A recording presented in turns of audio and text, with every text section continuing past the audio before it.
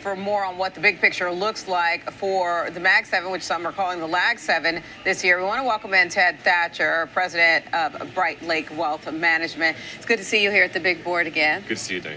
All right, so let's talk about the setup going into these results. There's been this big debate over AI spending and are they spending too much, these big tech names. Big tech front and center this week. We've got Alphabet, Google coming to the table tomorrow. Tesla's also set to report as well. People call it the Lag 7 this year. What's your take? You know, it's amazing. You know, the Mag 7, of course, has led since 2022. It's been the driver of market growth, and the opposite has been the case this year. Of course, being led by the memory names and the broad earnings in the market. And so I actually do believe there's an opportunity here if they can kind of find this middle path and explain to the market that they are going to get and are getting the ROI on all this spend. Google set to report. I want to see them specifically show 60% year-over-year growth, holding that number or higher. 22 billion in the AI and cloud business is what I'm expecting. If they can beat that, I think that that's a good sign for the markets. Otherwise, I'm worried they're going to be kind of pointing too much towards some of these balance sheet gains. Of course, they have a stake in SpaceX, but ultimately that's not operational ROI on AI. That's just going to be a little bit of fluff, and I hope that they don't have to just point to that. I know Microsoft is not set to report next, but why can't it get out the penalty box? You know, I had a good day yesterday. I'm interested to see if it'll, continue up. But Microsoft has almost been, I think, kind of held back because of the diversity in their business verticals. Kind of gotten caught up in that SaaS apocalypse narrative. A little bit of a misstep, I think, in their implementation of AI with Microsoft Copilot. But I really do believe in Satya, and I think that it's only a matter of time. This name is trading at 18 to 19 times forward earnings. That's near its decade low, Diane. And so Microsoft, at its current valuations, I actually think presents a potential opportunity for investors because we keep seeing the demand for compute underlined. Last week it was Kimi K3 release. We're seeing huge orders of magnitude and cost reduction on compute. So every time we look, of course, compute demand continues to grow. Does that change the viewpoint? You know, Kimi K3 was in focus. China's obviously ramping up their competitive pressure on the U.S. With regard to, the AI frontier, right? The new frontier here. Does it change the thesis behind here in the U.S. and where investors should deploy capital? You know, I think that the Kimi release specifically, to me, it says that we need to make sure that we actually stay on the open source front. And so much of course, our frontier with OpenAI and Anthropic is closed. It's behind closed doors, and you see these prices. My hope is that, actually with Google and certainly with everything Meta is doing, Zuckerberg's release, we're going to actually be able to catch up on that front. And then we'll see, of course, super competitive pressure on pricing from the U.S. and, of course, still on the frontier with the closed models as well. So far this earnings season, we've seen a more than 80% beat rate for S&P 500 companies, which is a little above average here. Is that enough?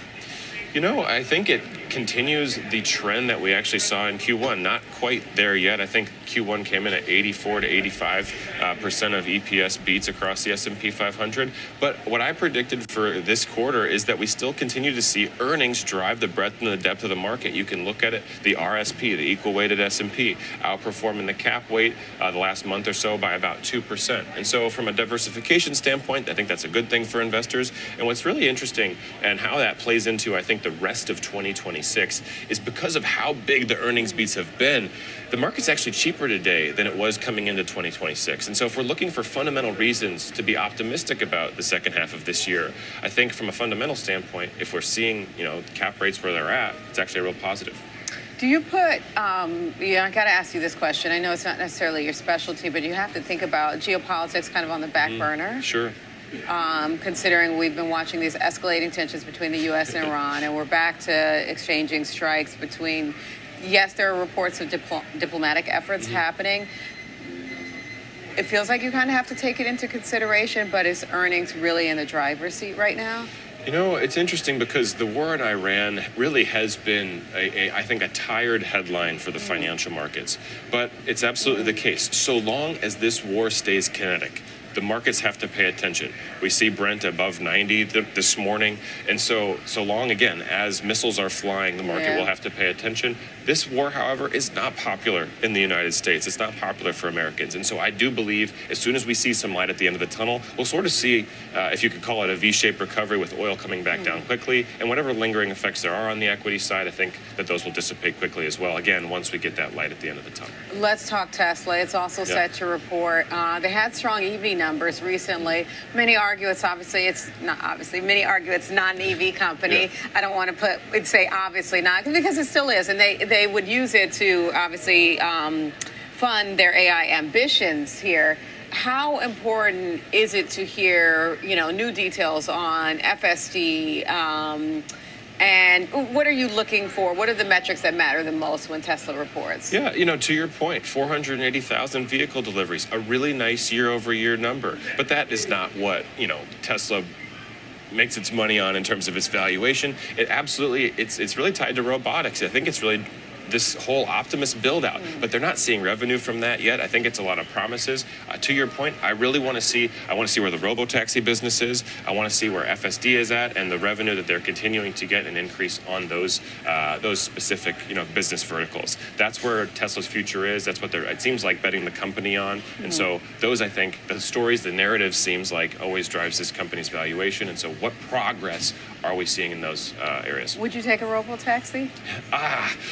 I would take a robo-taxi. I feel like actually, whenever you look on social media now, you see all the people taking their Waymo little social media posts and things like that. I have not been in a robo-taxi yet, but I actually would give it a try.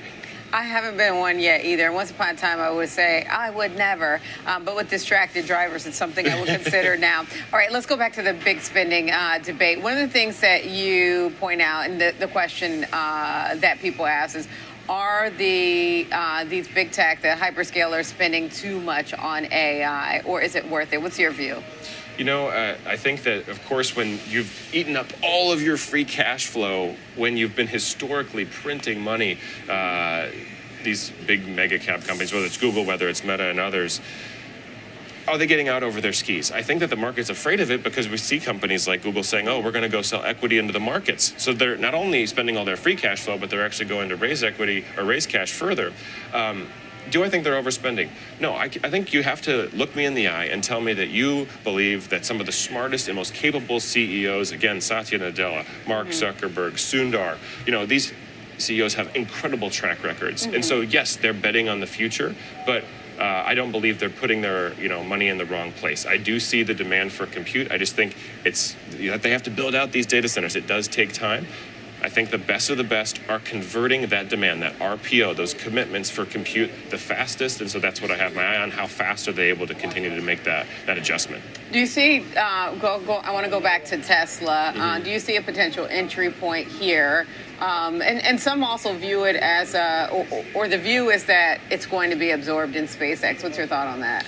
I don't know if I have a perfect prediction in terms of whether SpaceX might acquire Tesla. I think, I see, of course, the narrative. It almost makes itself, right? Elon bringing everything under one roof. Yeah. Is it a potential entry point? I think when I come at a company like a Tesla, I really want to be systematic. A dollar cost averaging type approach. If you're wanting to add into a position like this, maybe a method I like is kind of like a 30-40-30 approach. Pick a time frame, maybe 3-6 months or a year. Start with 30%. After a couple months, perhaps, or halfway through, add 40, and then another 30%, just to make sure you're getting the right entries. I like that. Any final thoughts you want to leave us with as you prepare for big tech earnings? I think I'm really positive, again, constructively across the second half of 2026. I think, though, to believe that we're only going to be green from here is a little bit out over our skis. There's a lot of headwinds in the market right now, and so investors should expect a little bit of chop this summer like we've seen. I don't know if we're out of the woods there yet. And, of course, there's seasonality that comes into play there, too. Ted, thank you. Thanks, appreciate that. That's Ted Thatcher. He's the president of Bright Lake Wealth Management, joining us here at the Big Board.